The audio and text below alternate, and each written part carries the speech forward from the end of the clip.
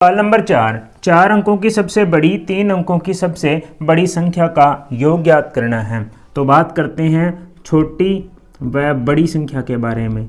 छोटी और बड़ी संख्या के बारे में बात करते हैं। 2 अंकों की छोटी संख्या क्या हो जाएगी? 10 हो जाएगी। 2 अंकों की बड़ी संख्या क्या हो जाएगी? 99।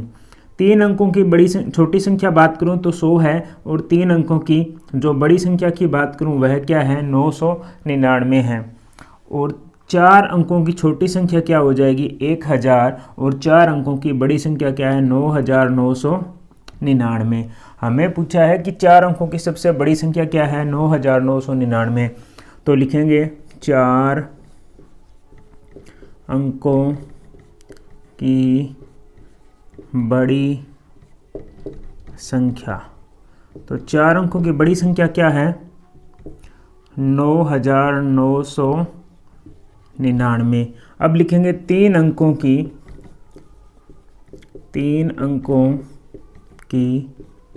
बड़ी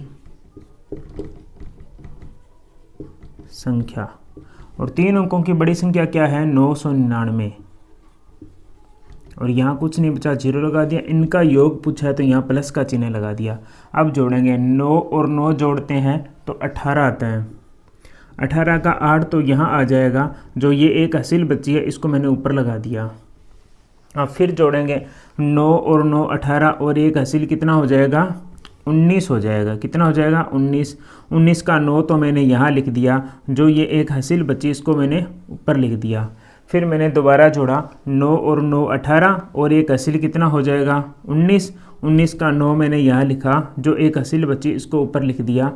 अब जोड़ेंगे, 9 में 0 जोड़ा तो 9 आया, और एक हासिल जोड़ी, कितना आया? 10। बच्चों, सवाल नंबर 5 में कहा है कि रमेश ने जनवरी माह में 2850 रुपये जमा करवाए थे और फरवरी माह में 3650 रुपये जमा करवाए थे। तो 2 माह में कुल जमा राशि ज्ञात करो। तो हमें 2 माह की कुल जमा राशि ज्ञात करनी है। तो जनवरी में तो उसने 2850 रुपये जमा करवाए थे, फरवरी में 3650 रुपये जमा करवाए थे।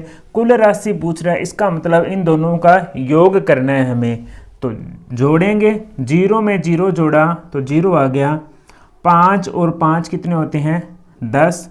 10 का 0 यहाँ आ जाएगा। जो ये एक हासिल बची इसको मैंने ऊपर लिख दिया। 8 और 6 14 होते हैं, और एक हासिल 15 होगी। 15 का 5 यहाँ लिखा। जो ये एक हासिल बची इसको मैंने ऊपर लगा दिया। 3 और 2 5, और एक हासिल कितना हो गया? 6। तो 2 माह में कुल 6500 रुपये जमा करवाए थे। सवाल नंबर 6, अंशु ने एक साइकिल 2999 रुपये में खरीदी है। रुचि ने एक साइकिल 2650 रुपये में खरीदी है। सवाल में पूछा है कि अंशु ने रुचि से कितने अधिक रुपए में साइकिल खरीदी। जैसे मैंने कोई पेन है 20 रुपये में ख़रीदा, और आपने वो पेन कितने में ख़रीदा? 10 रुपये में ख़रीदा। मैंने आपसे कितने अधिक में खरीदा? तो अधिक की बात हो रही है, तो वहाँ क्या हो जाएगा? घटाव। तो 20 में से 10 को घटाऊंगा तो 10। कितने अधिक में खरीदा? 10 रुपये अधिक में खरीदा। तो इसी सवाल में हमने क्या किया कि अंशु ने साइकिल खरीदी है 2999 में, रुचि ने साइकिल खरीदी है 2650 में। तो इनका अंतर ज्ञात करना है। अधिक और कम की बात हो तो घटाव आ जाएगा। घटाएंगे, 9 में से 0 को घटाया तो 9 आ गया। 9 में से 5 घटाया तो 4 बचा। 9 में से 6 को घटाया तो 3, और 2 में से 0 घटाया तो 2 में से 2 घटाया तो 0। तो कितने अधिक में खरीदी? 349 रुपये अधिक में खरीदी। सवाल नंबर 7 में दिया है 2 संख्याओं का योगफल 7678 है। 2 संख्याओं का योगफल। यदि एक संख्या 4613 है तो दूसरी संख्या ज्ञात करो। एक उदाहरण देखते हैं। मैंने कहा 2 संख्याओं का योग 15 है। 2 संख्याओं का योग कितना है? 15 है। मैंने कहा एक संख्या 10 है, तो दूसरी संख्या बताओ। भी 2 संख्याओं का योग कितना है? 15। एक संख्या 10 है तो दूसरी कैसे बताएंगे? भी कुल योग में से एक संख्या घटा दो। तो 15 में से मैंने 10 घटाया तो दूसरी संख्या कितनी आई? 5 आई। तो इसी प्रकार हम यहाँ करेंगे कि 2 संख्याओं का योग कितना है? 7678 है। एक संख्या कितनी है? 4678 13 है, तो इसको इसमें से घटा देंगे तो पहली संख्या दूसरी संख्या आ जाएगी। तो 8 में से 3 गया 5, 7 में से 1 गया 6, 6 में से 6 घटाया 0, 7 में से 4 को घटाया 3, तो जो दूसरी संख्या वह क्या आ जाएगी 3065। सवाल नंबर 8, मोहन के पास 10,000 रुपये है, उसने 4500 रुपये के गेहूं खरीदे और तथा 1600 रुपये के चावल खरीदे, तो बताओ मोहन के पास कुल कितने रुपए शेष बचे। उसके पास जो शेष बचे हैं वह बताना है। तो सबसे पहले उसने क्या किया, 4500 रुपये का गेहूं खरीदा है, तो लिखा है गेहूं कितने का खरीदा, 4500 का।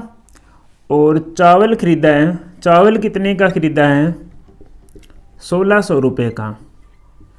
इन दोनों को अगर हम जोड़ेंगे तो हमारे पास में कुल जो खर्च राशि है वह आ जाएगी। तो योग करो, 0 0, 5 और 6 कितने होते हैं, 11 का 1 असल बची 1 ऊपर, 5 4 1 5 5 और 1 6, 6100 रुपये उसने खर्च कर दिए।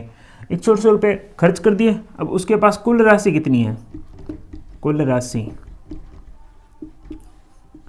राशि है उसके पास 10,000 रुपये। खर्च कितना किया, 6100, तो लिखेंगे खर्च बराबर 6100। हमें बतानी है शेष राशि, तो घटाव करेंगे, शेष राशि आ जाएगी।